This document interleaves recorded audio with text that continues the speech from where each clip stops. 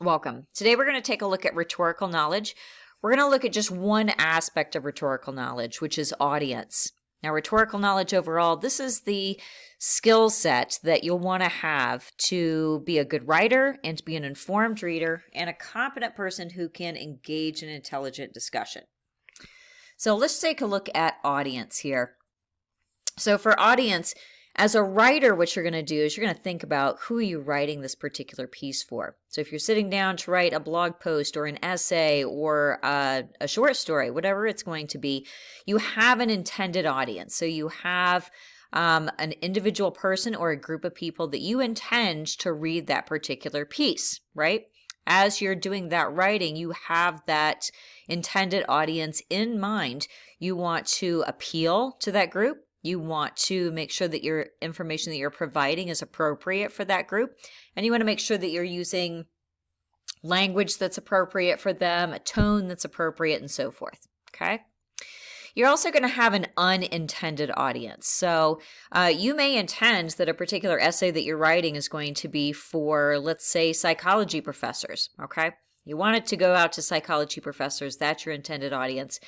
But that piece, let's say that it's an essay, that piece may end up with literature professors, or it may end up with the general population of readers, may end up with people who are interested in social sciences generally.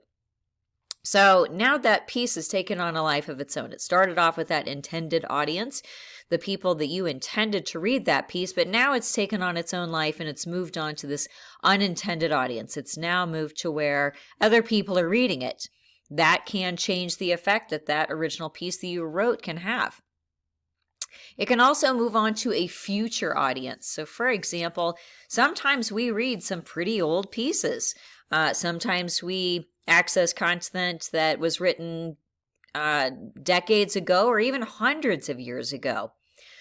As readers, one of the things that we do is that we tend to judge people, cultures, societies, and history based upon the literature and the writing from earlier time periods. So you may end up with a future audience getting a hold of a piece that you've written. Again, it could be an essay, and again, it could have been written for an intended audience. And then over time, it's that has changed. Other people have started to read that. Choices that you may end up making as a writer, you may think about what kind of language do I want to use so that I can really get my point across. You want to think about the different kinds of words, phrases, and common understandings in language that you'll use. Language is an ongoing, changing thing. We know this, and within your own lifetime, certainly you've seen language change. You've seen words end up being used in different ways than they were previously, and you see new words that are being invented and created and used in the common vocabulary. That happens all the time. Also, as a writer, you're going to think about what's the tone, what's the voice, what's the mood that you want to use. Again, you're going to direct that toward that intended audience, but you may want to have in mind that your piece that you're writing could end up with an unintended audience or with a future audience at some point too. You also want to take into consideration what's the background knowledge that you have on your topic, and what is the background knowledge that you assume that your readers will have on this topic.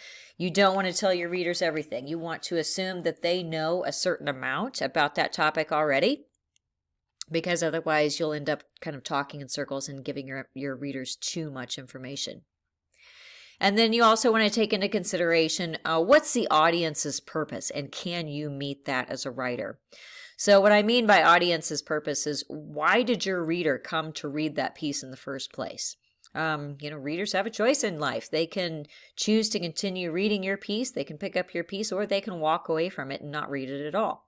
Can you meet what your audience is looking for when you sit down to write that piece? So again, rhetorical knowledge is what we're looking at overall here. These are skills that you want to take into consideration when you're sitting down to write. And they're also skills that you want to think about when you're reading a piece. So as you're evaluating writing, you're looking at, this could be any kind of writing. It could be fiction, it could be nonfiction, it could be persuasive or expository. As you're looking at different pieces of writing and you want to evaluate it, you want to take a look at what was this writer doing in terms of audience. This will improve your skill set around being able to write and being able to read well and be able to talk about the kinds of writing that's out there. So that's our first topic around rhetorical knowledge. We'll cover some more in upcoming videos.